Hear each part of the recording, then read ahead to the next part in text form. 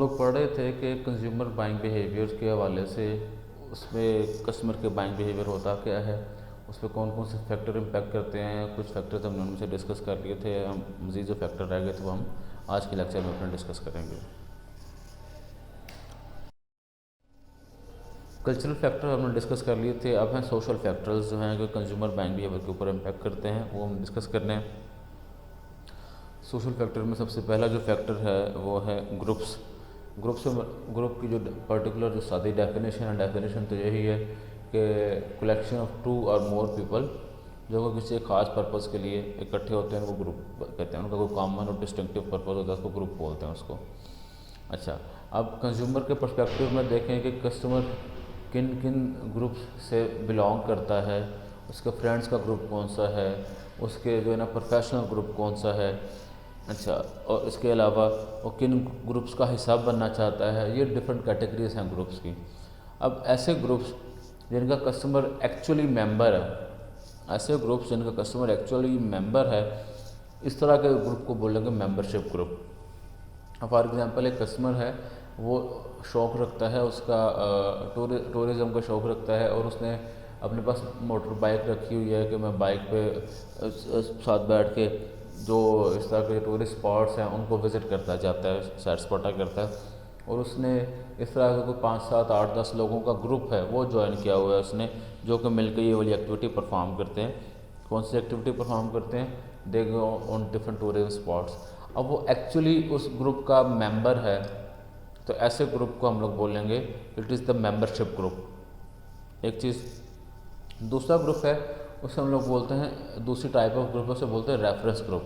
Reference groups ऐसा group होता है जिसका जो है एक्चुअली मेंबर तो नहीं है जो आपका कस्टमर है, लेकिन वो ये चाहता है या उसकी ये ख्वाहिश है कि वो भी उस ग्रुप का मेंबर बन जाए, वो भी उस ग्रुप के साथ जो है ना वो जाना जाए। ऐसे ग्रुप को हम लोग बोलते हैं ये इसका रेफरेंस ग्रुप है। कस्टमर चाहता है कि फ़लाँ ग्रुप के साथ मैं गिना जाऊँ, फ़लाँ ग्रुप का मैं हिस्सा बन जाऊँ। अभी वो उस ग्रुप का हिस्सा नहीं है, बट ही और she wants to be a member of that particular group, तो ऐसे ग्रुप को हम लोग बोलेंगे रेफरेंस ग्रुप।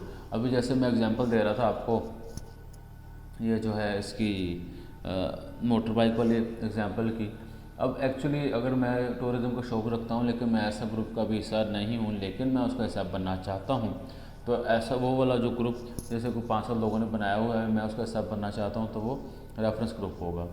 इसके अंदर अगर वर्ड है एस्पिरेशनल। एस्पिरेशंस का मतलब ये आपका जो ऐसे ग्रुप्स जो आपको इंस्पायर करते हों, जो आपको फैसिनेट करते हों, आपको लगता है कि उस ग्रुप का हिस्सा बन के आपकी पर्सनैलिटी के अंदर कोई निखार आएगा, आप अपने कोई पर्टिकुलर ख्वाहिशात हैं वो पूरी कर सकेंगे, तो इनको एस्पिरेशनल ग्रुप्स कहते हैं। ये आपके रेफरेंस ग्रुप की ही आगे कह लें कि एक एक्सटेंशन है उसकी। उसके बाद आ जाते हैं ओपिनियन लीडर्स। ओपिनियन लीडर्स से मुराद ऐसे ग्रुप्स जिनका मैं हिस्सा बनना चाहता हूँ या जिनका मैं हिस्सा हूँ। अब उसमें कोई ना कोई हर ग्रुप में ना कोई डोमिनेंट पर्सनैलिटी होती है जो कि उस ग्रुप के हवाले से डिसीजन मेकिंग करती है। जैसे अभी मैं अगर एग्जांपल को कंटिन्यू करूँ, ये जो टूरिज़म वाली बात थी, हर ग्रुप में एक बंदा होता है जो बाकी बंदों से ज़्यादा एक्सपर्टीज रखता है या उसकी डिसीजन मेकिंग पावर ज़्यादा होती है। वो ये जो है ना बताता है कि हमने कहाँ पे जाना है, इस बार कहाँ पे घूमने फिरने जाना है, कितने दिन हमने रहना है, कौन कौन सी चीज़ें हमें उसके लिए चाहिए होंगी वगैरह। इस तरह के जो लोग होते हैं उनको हम लोग बोलते हैं opinion leaders. They are leader in their opinions, और उनकी जो ओपिनियन है वो बाकी पूरे ग्रुप के जो फैसले हैं उनको इम्पैक्ट करती है, उस ग्रुप मेंबर्स के फैसलों को इम्पैक्ट करते हैं। अच्छा, अब एज ए मार्केटर हमारा ये फोकस होता है, यह होना चाहिए कि इस तरह के जो ओपिनियन लीडर्स हैं, इस तरह के जो ओपिनियन लीडर हैं, हम लोग उनको या तो अट्रैक्ट करें कि वो हमारी प्रोडक्ट परचेज़ करें। जब एक ग्रुप का लीडर जो है ओपिनियन लीडर हमारी प्रोडक्ट को परचेज़ करेगा, तो जो बाकी मेंबर्स हैं वो भी हम उस पर्टिकुलर प्रोडक्ट को परचेज़ करने के चांसेस उनके इंक्रीज़ हो जाएंगे उनके। एक तो ये कि हम उसको ट्रैक करें, दूसरा ये कि हम उस ओपिनियन लीडर को यूज़ करें कि वो हमारी प्रोडक्ट को प्रमोट करे, हमारी प्रोडक्ट को प्रमोट करे। उसके डिफरेंट तरीक़ाकार हो सकते हैं। बहरहाल ये जो तरीक़ाकार है ओपिनियन लीडर्स को जो है प्रोडक्ट को यूज़ करना प्रोडक्ट की प्रमोशन के लिए, उसको बोलते हैं buzz marketing. Buzz marketing is कि आप ओपिनियन लीडर्स को यूज़ करते हैं प्रोडक्ट की प्रमोशन के लिए, उसको बोलते हैं बज़ मार्केटिंग। उसके बाद जो अगला जो सोशल फैक्टर्स है जो कि कंज्यूमर बाइंग बिहेवियर के ऊपर इम्पैक्ट करता है वो है फैमिली। कस्टमर की, कंज्यूमर की फैमिली भी उसके बाइंग बिहेवियर के ऊपर इम्पैक्ट करती है। जैसे अब कुछ फैमिलीज़ होती हैं उनके अंदर जो है वो काफ़ी डाइट कॉन्शियस होती हैं। डाइट कॉन्शियस से मुराद के जो ना घर के जो पेरेंट्स हैं उनकी खुद भी जो ना डाइट अच्छे तरीके से मेंटेन की होती है उन्होंने कि जी हम में से फैमिली में कोई बंदा मोटा ना हो, सारे स्मार्ट हों, हेल्दी फूड खानी है, हमें जंक फूड नहीं खाने वगैरह। अब अगर फैमिली की ओरिएंटेशन ये हैं, फैमिली की प्रायोरिटीज़ ये वाली हैं, तो उनका कोई बच्चा है अगर, तो वो उसको भी वो जंक फूड नहीं खाने देंगे, उसको मना करेंगे कि आपने जंक फूड नहीं खानी, आपने हेल्दी फूड खानी है। और फैमिली जो है, फैमिली आपके जो बाइंग डिसीजंस हैं, बाइंग डिसीजन के ऊपर इम्पैक्ट करते हैं। अब आ जाते हैं लाइक अगर कोई मैरिड है, कोई मैरिड कपल है, तो उनके जो है कि हस्बैंड जो है वो ऑफिस में किस तरह की ड्रेसिंग करके जाए, उसमें समटाइम होता है कि जो बीवियाँ हैं वो कहते हैं कि ये नहीं ये वाली शर्ट पहने, या इस तरह की शर्ट परचेज़ करें, इस तरह के शूज़ परचेज़ करें। वाइफ इन्फ्लुएंस कर रही है। इस तरह कुछ मामलों में जो है ना हस्बैंड इन्फ्लुएंस करता है वाइफ के जो है ना बाइंग डिसीजंस के ऊपर, पेरेंट्स बच्चों के और बच्चे पेरेंट्स के। ये डिफरेंट जो फैक्टर्स फैमिली के जो हमारे पास हैं करैक्टर्स हैं वो दूसरी फैमिली मेम्बर्स के बाइंग डिसीजन के ऊपर इम्पैक्ट करते हैं। उसके बाद आ जाता है रोल्स एंड स्टेटस। रोल्स और स्टेटस से मुराद ये है कि लोग आपसे क्या एक्सपेक्ट करते हैं कि आप कैसा काम करेंगे या क्या काम करेंगे। अभी जैसे अभी हम फैमिली की बात कर रहे थे, तो फैमिली में अब वो एक जो है ना लाइक पेरेंट हैं, अब्बा जी हैं, अब्बा जी से ये एक्सपेक्ट किया जाता है कि फैमिली जब भी किसी मुश्किल हालात में होगी या किसी कम्प्लेक्स सिचुएशन में फंसी होगी, तो अब्बा जी अपने रिसोर्सेज से या अपने मशवरों से हमें उससे बाहर निकालने की कोशिश करेंगे। अब ये है कि अब्बा जी से ये एक्सपेक्ट किया जाता है। इसी तरह अब घर की जो हैं ख़वातीन जो हैं, ख़वातीन से एक्सपेक्ट किया जाता है कि हमारी सोसाइटी के अंदर कि वो जो है ना घर को मुनज़्ज़म रखने में जो अंदरूनी खाना जो हैं आपके डिसीजंस हैं उसके अंदर आपकी जो घर की ख़वातीन का मेजर जो है ना वो डिसाइसिव रोल होता है उसके अंदर। ये डिफरेंट रोल्स हैं जो कि लोग हमसे एक्सपेक्ट करते हैं और उन एक्सपेक्टेशन के अकॉर्डिंगली हम लोग अपनी जो है ना वो परफॉर्म करते हैं। ये जो एक्सपेक्टेड रोल्स और जो एक्चुअल रोल्स हैं ये हमारे जो हैं वो consumer buying as a consumer buying behaviour impact भी करते हैं। जैसे अगर एग्जांपल करें, डिस्कस करेंगे जी, अब एक घर का जो फ़र्द है, ठीक है, जिस समय बात कर रहा था अब्बा जी की, उसे एक्सपेक्ट किया जाता है उनसे कि वो फैमिली को सपोर्ट करेंगे, लेकिन अब्बा जी जो हैं वो बजाय इसके कि बच्चों की स्कूल की फ़ीस पे करने के या बच्चों की अच्छी एजुकेशन पे ख़र्चा करने के, वो अपनी ड्रेसिंग पे, अपने शौक़ पे, अपने इंटरेस्ट के ऊपर ज़्यादा स्पेंड करें, तो इस तरह के अब्बा जी को अच्छा जो फादर जो है वो कंसिडर नहीं किया जाएगा। उसकी रीज़न ये है कि वो जो है ना कहेंगे कि जी फैमिली जो है ना बच्चों की फ़ीस जो ज़्यादा ज़रूरी काम है वो बंदा काम कर नहीं रहा, अपने शशके जो है ना पूरे कर रहे हैं वो। बेसिकली ये डिफरेंट एक्सपेक्टेशन है। अब फिर अब्बा जी क्या करेंगे, अब्बा जी करेंगे कि मैं अपनी ख्वाहिशात को पीछे रख के बच्चों के ऊपर जो है ना वो मैं स्पेंडिंग ज़्यादा करूँगा, ठीक है। अब ये फादर की जो है ना वो रिएक्टिव अप्रोच है कि वो कैसे रिएक्ट करता है इस सूरत हाल को, इस एक्सपेक्टेड रोल्स को। ये डिफरेंट किस्म के रोल्स और जो स्टेटस हैं, आपके स्टेटस में आ जाता है कि आप जो है वो आपकी डिसीजन मेकिंग के अंदर कितना आपका अख्तियार कितना है आपका, इस स्टेटस में ये चीज़ भी आ जाती है कि आपके अगर तो आप अच्छा अर्न कर रहे हैं फैमिली के अंदर या तो आप अपने ग्रुप के अंदर, तो आपको उतनी ही डिसीजन मेकिंग पावर ज़्यादा दी जाती है। लेकिन अगर आपके पास ना अच्छा अर्न कर रहे हैं, ना कोई और सोशल नॉलेज है आपके पास किसी किस्म का, तो आपको बाकी डिसीजन मेकिंग के अंदर ज़्यादा जो है ना इन्वॉल्व नहीं किया जाता।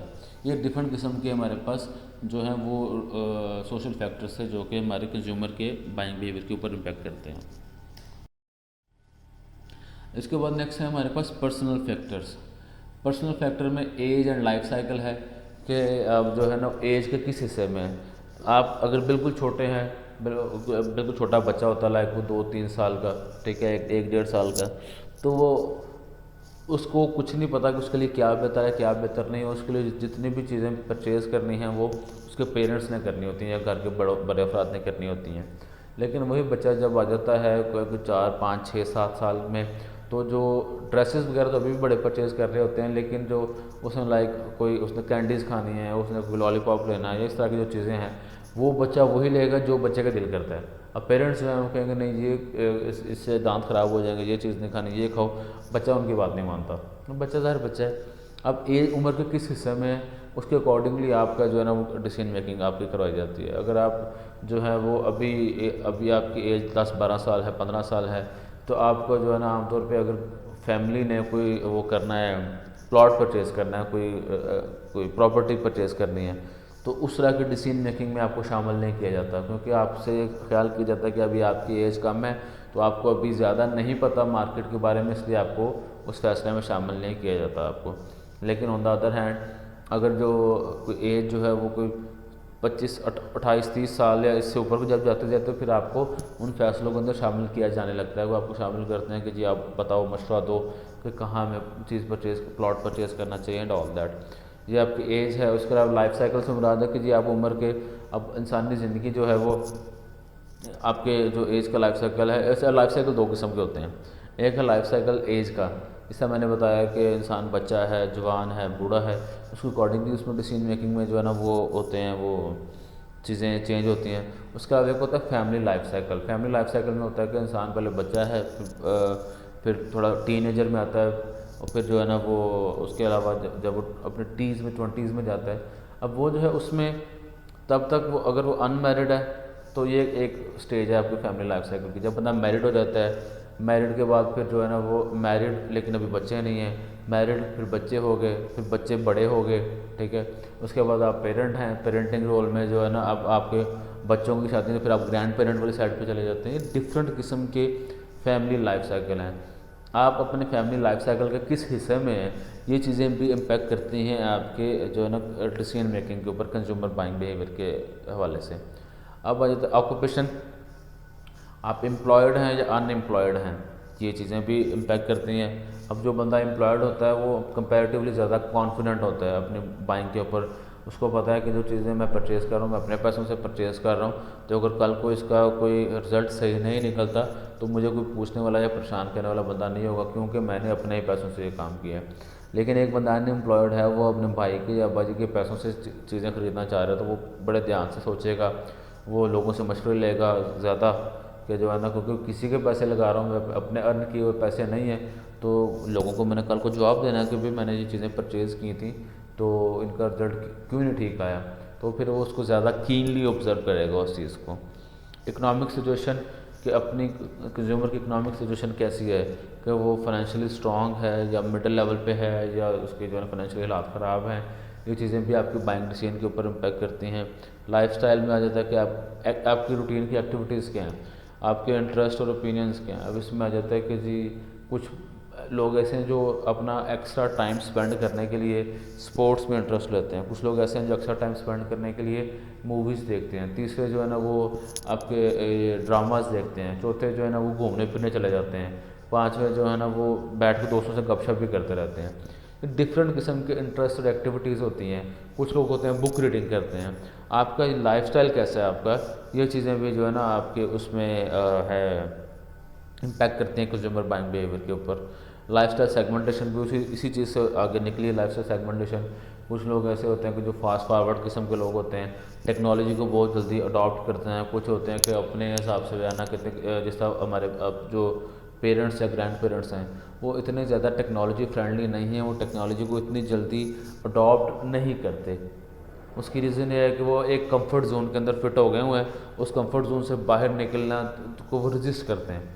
लेकिन जिस एज में आप लोग हैं या जिस एज में हम लोग हैं, हम लोग ये करते हैं क्योंकि हमने ये जो टेक्नोलॉजी का जो रेवोल्यूशन है हमने ये सारा ऑब्ज़र्व किया है। हमने जो है हमने जब मोबाइल एग्जिस्ट नहीं था करता, मोबाइल एग्जिस्ट नहीं था करता, हमने वो दौर भी देखा जब मोबाइल आया।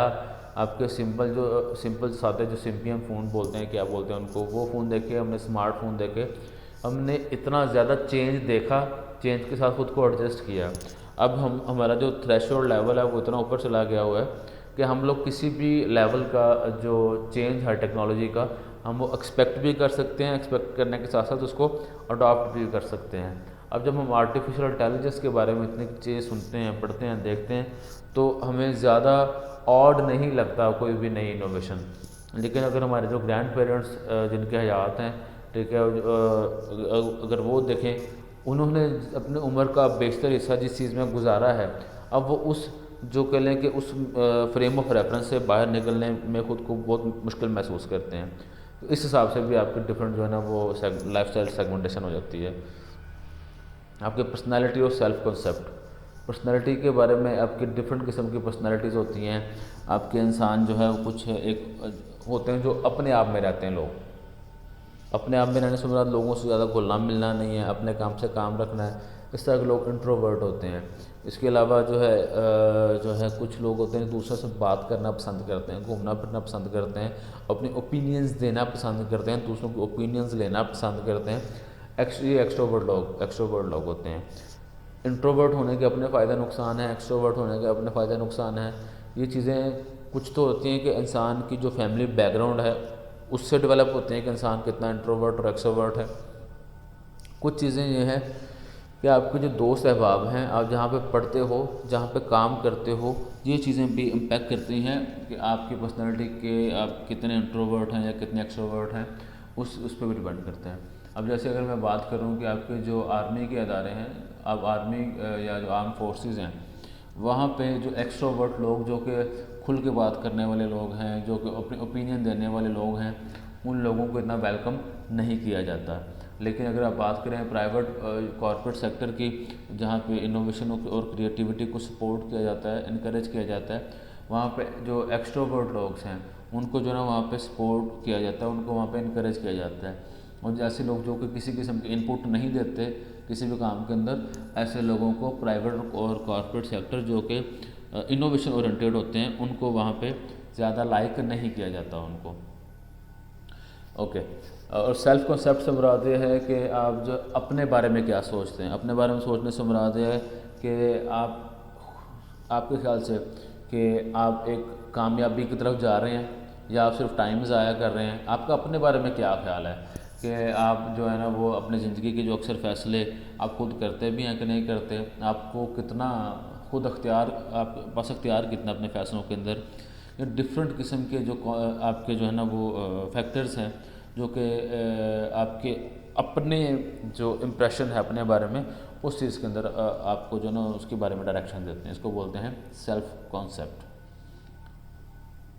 अब जिन बंदों को ख्याल ये होगा कि जी मैंने एक रख रखाव वाला बंदा हूँ, मैं इस तरह के लोगों में उठता बैठता हूँ जहाँ पर रख रखाव काफ़ी है, तो उसका ज़्यादा जो उसकी जो इनकम है वो स्पेंड होगी उसकी अपने दोस्तों के ऊपर, अपने सोशल सर्कल के ऊपर।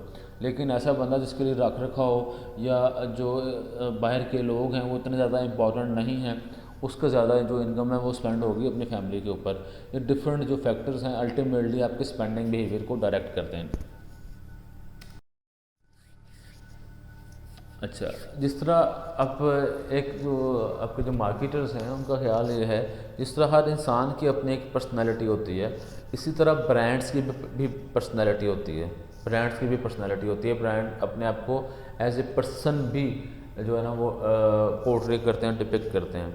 इसकी रीज़न ये है कि जो कस्टमर है वो उन ब्रांड्स को अडॉप्ट और ऑप्ट करने की कोशिश करता है जो कि उसके साथ, उसकी पर्सनैलिटी के साथ मैच करते हैं। कस्टमर जो है उन ब्रांड्स को प्रेफर करता है जो कि उसकी पर्सनैलिटी से मैच करते हैं। और इस वजह से जो मार्केटर है उन्होंने क्या किया हुआ है कि जो ह्यूमन पर्सनैलिटी की जो ट्रेड्स हैं, ह्यूमन पर्सनैलिटी की जो खूबियाँ, खामियाँ, जो करेक्टरिस्टिक्स हैं, उनको एसोसिएट कर दिया हुआ है आपकी जो नॉन लिविंग थिंग्स हैं। जो ब्रांड्स बेसिकली तो नॉन लिविंग थिंग है, उन नॉन लिविंग थिंग्स को भी लिविंग थिंग्स के जो है ना वो पैरामीटर्स, उन पे जो है ना उनको पोर्ट्रे करते हैं। जैसे सिंसियरिटी। अब सिंसियरिटी तो बेसिकली एक ह्यूमन ट्रेट है, इंसानी जो है ना वो पर्सनालिटी का हिस्सा है। वो कोई बंदा कितना सिंसियर है, कितना डाउन टू अर्थ है, कितना कामयाब है, कितना सॉफ्ट गोइंग है, ये सारी सिंसियरिटी में चीज़ें आती हैं। लेकिन जो ब्रांड्स हैं वो भी अपने आप को एज ए सिंसियर पोर्ट्रे करते हैं। इस सारे डिफरेंट ब्रांड्स हैं, उनकी टैगलाइन होती है नाम ही काफ़ी है, ठीक है, जो नाम है एतबात का। इस तरह के डिफरेंट जो आप जो ना स्लोगन सुनते होंगे एडवर्टीजमेंट्स के अंदर। अब जो बंदा खुद को सिंसियर समझता है वो कॉन्शियसली या सब कॉन्शियसली ऐसे ब्रांड जो उनको सिंसियरिटी पे फोकस करते हैं उन ब्रांड्स पे के साथ जो है ना वो डीलिंग पसंद करेगा, उनको सेल परचेज करना पसंद करेगा उनको। दूसरी तरफ आ जाता है एक्साइटमेंट। अब ये भी एक इंसानी पर्सनैलिटी का हिस्सा भी है, लेकिन जो है ना इसी को सेम तरीके को वो जो है ना आपके जो हैं ब्रांड्स वो भी इसको कैश करवाते हैं। जैसे अब ड्यू है या रेड बुल है, वो बेसिकली अपने आप को शो करते हैं कि हम we are something related to adventures, we are हम ऐसा एक ब्रांड है जो कि एडवेंचर ओरिएंटेड है, जो कि आउट ऑफ द बॉक्स, ठीक है, जो है ना थिंकिंग के हवाले से एक ब्रांड है, या एक रूटीन से हट के काम करने वाले जो हैं वो एक ब्रांड है। ये जो है आपकी एक्साइटमेंट से वाले जो है ना एक ब्रांड की पर्सनालिटी का हिस्सा है, जिसमें मैंने भी माउंटेन ड्यू की एग्जांपल दी, उनके ऐड देख लें, रेड बुल के ऐड देख लें आप लोग, आपको उनमें एक्साइटमेंट नज़र आएगी आपको उनमें, ठीक है। अब उसके बाद है रगडनेस। रगडनेस का मतलब होता है टफ़, ठीक है। रगडनेस मुराद के स्ट्रॉन्ग टफ़ जो होता है ना, अब ये बेसिकली इंसानी पर्सनालिटी भी है और ब्रांड्स भी अपने आप को कहते हैं। अब डिफरेंट जीप्स के या प्राडो पिजारो, उनके अगर आप लोग ऐड देखें तो आप उनमें ऐड देखते होंगे कि वो पहाड़ों के ऊपर उनको भगा रहे हैं, उनको रेगिस्तानों में भगा रहे हैं उनको, और वो चल रहे हैं बड़ी अच्छे तरीके से वहाँ पे परफॉर्म कर रहे हैं। बेसिकली क्या करते हैं, ये जो गाड़ियाँ हैं ये खुद को पोर्ट्रे करते हैं कि वी आर स्ट्रॉन्ग इनफ कि हम किसी पहाड़ी इलाके में, चाहे या किसी सहराई इलाके में या दरियाई इलाके में हम लोग जो है ना अच्छे तरीके से हमारी गाड़ी चल सकती है। अब ये उन्होंने एक अपने आप को कंपेयर कर लिया है, अपने आप को मैच कर रहे हैं एक रगडनेस की जो ह्यूमन ट्रेट है उसके साथ। दूसरा है कम्पीटनेस। कम्पीटनेस से मुराद है कि जी ऐसा ब्रांड जो कि खुद को as compare to other competitors बेहतर परफॉर्मेंस समझता है, या अगर मैं अपने आप को कोशिश करता हूँ कि जी मैं बाकियों से बेहतर परफॉर्म करता हूँ। आप इसके अगर आपको एग्जांपल दूँ तो जैसे आप देखते हैं ऐड देखते हैं डिटर्जेंट्स के, डिफरेंट डिटर्जेंट्स हैं, वो खुद को कंपेयर कर रहे होते हैं कि एज़ कम्पेयर टू फलान डिटर्जेंट हमारा ब्रांड जो है ना वो अच्छा परफॉर्म करता है या अच्छा परफॉर्म कर रहा है। इसी तरह जो है ना आपके वो हैं इसमें डिफरेंट सॉफ्ट ड्रिंक्स हैं, अगर उनके जो आपके वेस्टर्न एड्स हैं उसके अंदर भी उन्होंने खुद को कंपेयर किया होता है। कम्पीटनेस है इसमें कि एक्सपर्ट बताते हैं अपने आप को कि we are expert in our field, ठीक है। अब एक्सपर्टीज़ पे फोकस किया जाता है, एक ये भी उसकी ब्रांड पर्सनालिटी के डायमेंशन है। उसके बाद है सोफिस्टिकेशन। सोफिस्टिकेशन इज़ अबाउट कि हम बहुत एक नीट ब्रांड हैं, हम एक एलीट क्लास का ब्रांड है, ठीक है, हम लोग रख रखाव वाले ब्रांड है, कामयाब लोगों के इस्तेमाल वाला ब्रांड है। ये डिफरेंट किस्म की आपके जो ब्रांड की पर्सनालिटी के डायमेंशंस थी जो कि मार्केटर्स जो हैं वो यूज़ कर सकते हैं अपने प्रमोशनल मैसेजेस के अंदर। इसके बाद है साइकोलॉजिकल फैक्टर्स। साइकोलॉजिकल फैक्टर्स जो कि कंज्यूमर बाइंग बिहेवियर पे इम्पैक्ट करते हैं वो है मोटिवेशन है, परसेप्शन है, लर्निंग है, बिलीफ्स एंड एटीट्यूड्स हैं। इनको वन बाय वन देखते हैं हम लोग। मोटिवेशन से मुराद कोई भी ऐसा फैक्टर जो कि हमें किसी काम करने पे हमें रिपेल करे, हमें फोर्स करे, हमें अट्रैक्ट करे कोई भी काम करने के हवाले से, वो हमारा मोटिव होता है, मोटिवेशन फैक्टर होता है। A motive is a need that is sufficiently pressing to direct a person to seek a satisfaction. ये बेसिक कोई भी ऐसी ज़रूरत है जो कि हमें एक सर्टन वे में काम करने के लिए प्रेस करती है, उसको मोटिवेशन कहते हैं, ठीक है। अब इसमें जो है आपने वो पढ़ा होगा प्रिंसिपल ऑफ मैनेजमेंट में, आपने मोटिवेशन की डिफरेंट थ्योरीज पढ़ी होंगी, काफ़ी सारी पढ़ी होंगी आपने वहाँ पे। उनमें से हमने दो यहाँ पर डिस्कस करनी है। एक तो है आपकी सिगमंड फ्राइड की थ्योरी है, और सिगमंड फ्राइड दूसरी है अब्राहम मैस्लोज की। सिगमंड फ्राइड जो है उसकी थ्योरी ये कहती है कि इंसान जो है अपनी ज़िंदगी के रूटीन के जो अक्सर जो काम करता है, वो अपनी अक्सर जो फैसले छोटे छोटे फैसले करता है वो कॉन्शियसली नहीं करता, वो सब कॉन्शियसली करता है। यानी कि वो एक्टिव माइंड से काम नहीं करता, उसका माइंड एक ख़ास वे में ट्रेन हो गया हुआ है, उसने उसी वे में जो फैसले करते हैं उसको बोलते हैं वो कि आपकी सिगमंड फ्राइड की थ्योरी ये कहती है। अब जैसे अब इसी की एग्जांपल लें कि अब जो है अब हमारा जो माइंड है वो ख़ास वे में ट्रेन हो गया हुआ कि हमने फ़िल्टर्ड पानी ही पीना है, हमने फ़िल्टर्ड पानी पीना है। अब ये चीज़ आहिस्ता आहिस्ता हमारे बैक एंड पे हमारी फैमिली से, दोस्तों से, हमारा जो प्रोफेशनल जो हमारा वर्क प्लेस है, वहाँ से चीज़ें आहिस्ता आहिस्ता हमारी एक पर्सनैलिटी का हिस्सा बन गई हुई हैं। शुरू शुरू में हो सकता है कि हम लोग बाकायदा एफर्ट करके जो ना फ़िल्टर पानी मांगते हों ये चीज़ें। अब ये है कि जी फ़िल्टर पानी को पीना या फ़िल्टर्ड पानी जो है उसको पीना हमें इतना ज़्यादा वो कह लें कि जी हम उसको नोट नहीं करते, लेकिन कल को अगर हमें किसी वजह से फ़िल्टर्ड पानी नहीं मिलता तो साथ ही हमारा माइंड क्लिक करेगा नहीं ये पानी हमने नहीं पीना। और वो चीज़ आहिस्ता आहिस्ता हमारे एक हमारी पर्सनैलिटी का हिस्सा बन गई हुई है। हम वो मोटिव जो है हमारे पर्सनैलिटी का हिस्सा बन गए हुए हैं। अब सबकॉन्शियसली हम लोग काम कर रहे हैं, सबकॉन्शियस मोटिवेशंस हैं, ठीक है। हमें समटाइम पता नहीं होता कि हम ये काम कर रहे हैं, वो आहिस्ता आहिस्ता हमारी पर्सनैलिटी का हिस्सा बन गए होते हैं। इसकी एक और एग्जांपल अगर आपको सादे समझाने के लिए दूँ, समटाइम होता है कि हमें बज़ाहिर लग रहा होता है कि हम एक काम कर रहे हैं, वो रीज़न ए की वजह से कर रहे हैं, लेकिन उसकी रीज़न ए डोमिनेंट नहीं होती, रीज़न बी डोमिनेंट होती है। जैसे आपने जो है ना आपने घड़ी परचेज़ की, रिस्ट वॉच आपने परचेज़ करनी है, आप रिस्ट वॉच परचेज़ करते हैं जी, रोलेक्स की घड़ी परचेज़ करते हैं। अब ज़ाहिर तो ये चीज़ आप शायद आपको लग रहा है कि जी मैंने तो घड़ी पर टाइम देखने के लिए घड़ी परचेज़ कर रहा हूँ। भाई अगर आप टाइम देखने के लिए ही घड़ी परचेज़ करें तो आप लाजमी रोलेक्स की परचेज़ करनी है, आप कोई लोकल घड़ी भी तो परचेज़ कर सकते हो। आपका माइंड आपको सबकॉन्शियसली ये कह रहा होता है भाई रोलेक्स की घड़ी, महंगी घड़ी पहनोगे, वो घड़ी का पहन के आपको 5 लोगों के अंदर बैठोगे तो लोग आपकी घड़ी की तरफ देखेंगे, आपकी घड़ी की तारीफ़ करेंगे। अब वो जो सबकॉन्शियसली वो जो मुझे लोगों से एप्रिसिएशन चाहिए होती है, लोगों से जो तारीफ़ चाहिए होती है, उस तारीफ़ लेने के लिए मैं महंगी घड़ी परचेज़ कर रहा हूँ। अब यह कि मेरा सबकॉन्शियस जो है ये मुझे डायरेक्ट कर रहा है कि मैं कोई महंगी घड़ी या किसी अच्छे ब्रांड की घड़ी परचेज़ करूँ, या मैंने कोई ओरिजिनल पोलो की शर्ट पहनी है।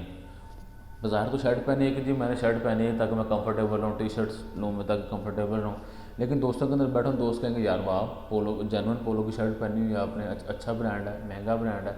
अब वो जो लोगों से जो एप्रिसिएशन है, ये लोगों से लोग मेरे बारे में ये सोचें कि मैं जो है ना महंगी चीज़ें पहन सकता हूँ या अफोर्ड कर सकता हूँ, या मैं कामयाब जो है ना वो हूँ, कामयाब इंसान हूँ।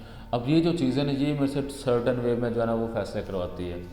अच्छा, अब एक बंदा जो कि उसके सबकॉन्शियसली ये ट्रेनिंग है कि मैंने जो है ना वो काम करने हैं जो कि लोगों को लगे जैसे कि जी मैं कामयाब और मेहनती बंदा हूँ, ठीक है, और मैंने अच्छे पैसे कमाए हैं या कमाता हूँ, मेरे पास मैं अच्छे पैसे से शॉपिंग कर सकता हूँ, तो मैं खाना भी वैसी जगहों पे खाऊंगा जो थोड़ी सी मिडिल क्लास या अपर मिडिल क्लास होंगी, कपड़े भी उस तरह के ब्रांड से परचेज़ करूँगा, शूज़ भी उन ब्रांड से परचेज़ करूँगा।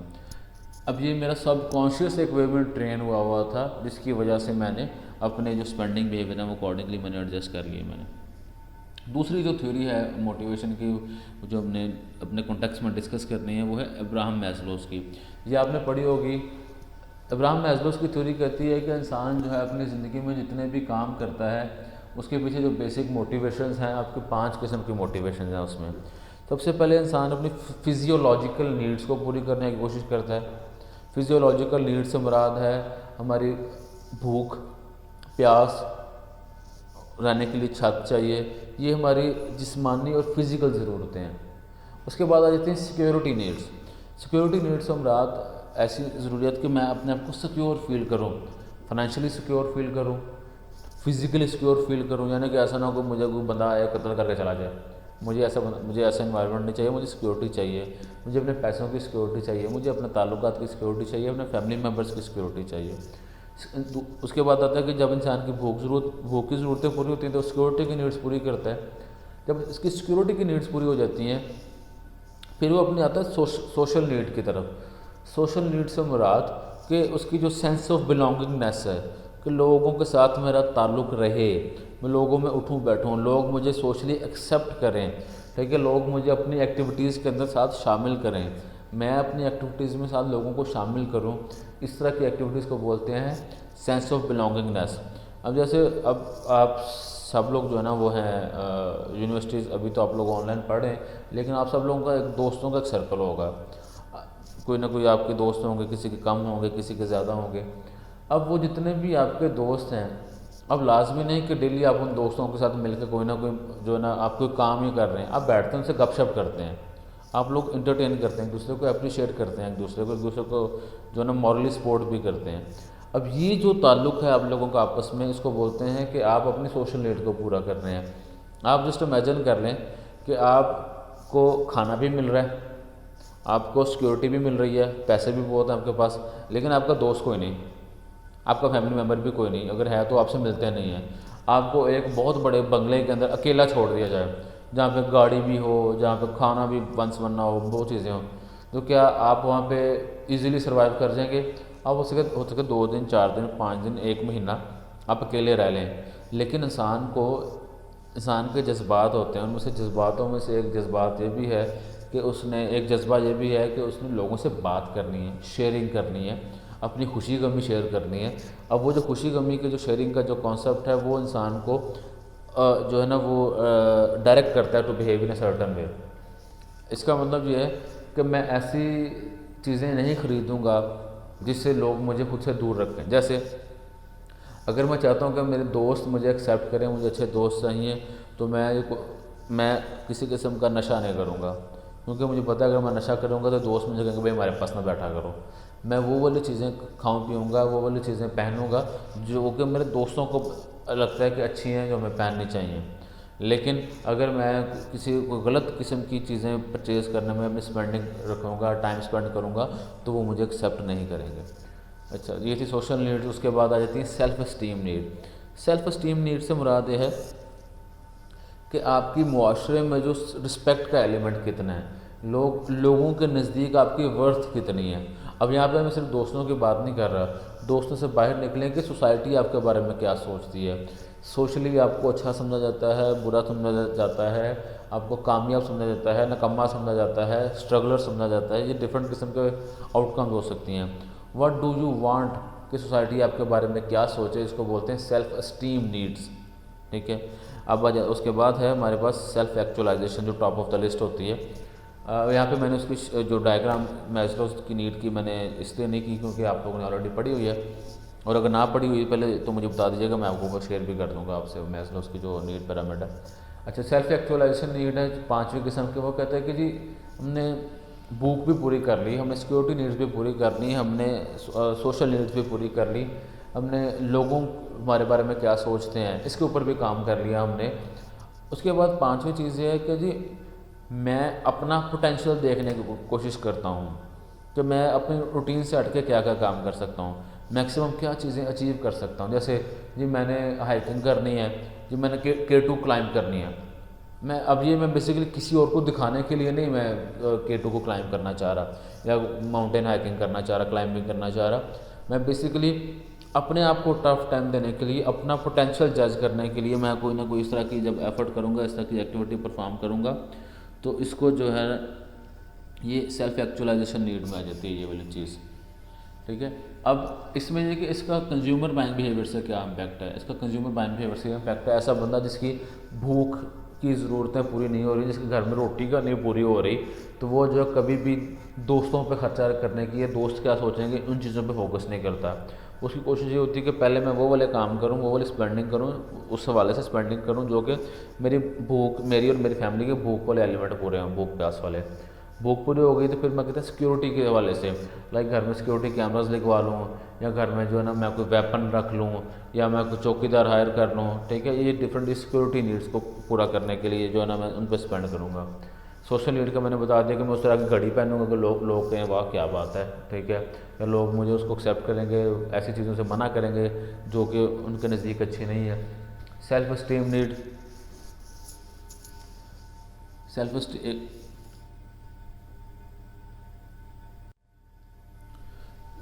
एस्टीम नीड में जैसे कि जी मैं चाहूँगा मेरे पास वो वाली गाड़ी हो कि जिस गाड़ी को देख के लोग कहेंगे यार ये बंदा कामयाब बंदा है, इस बंदे ने पैसा कमाया, मेहनत की है यार, ये इसके एग्जांपल है। अब इस तरह की गाड़ियाँ, इस तरह के कपड़े, इस तरह का लिविंग स्टाइल अपना बनाएंगे। उसके बाद सेल्फ एक्चुअलाइजेशन नीड्स वो ये होता है कि जैसे अगर मैंने आपको माउंटेन क्लाइंबिंग वाली एग्जांपल दी है, तो मैं क्या करूँगा, मैं उस तरह के जो है ना वो स्टिक्स लूँगा जो कि क्लाइंबिंग के लिए यूज़ होती हैं, उस तरह के शूज़ परचेज़ करूँगा। अब जो मेरे ऐसी ज़रूरतें जो कि सेल्फ एक्चुअलाइजेशन नीड को पूरा करती हैं, मैं उन तरह की चीज़ों के ऊपर स्पेंडिंग जो है ना मैं वो करूँगा। अब ये एज ए मार्केटर हमें पता होना चाहिए कि हमारा जो कस्टमर है वो अभी ये जो नीड का जो ये सारी जो सीढ़ी है, ये जो पिरामिड है, नीड के किस ज़रूरत को अभी फुलफ़िल करने की कोशिश कर रहा है, उसका मेजर फोकस कहाँ पे है। जहाँ पे उसका मेजर फोकस होगा, आप उसी तरीके से ये प्रोडक्ट डिज़ाइन करके अपने कस्टमर को अट्रैक्ट कर सकते हैं अपने ब्रांड की तरफ।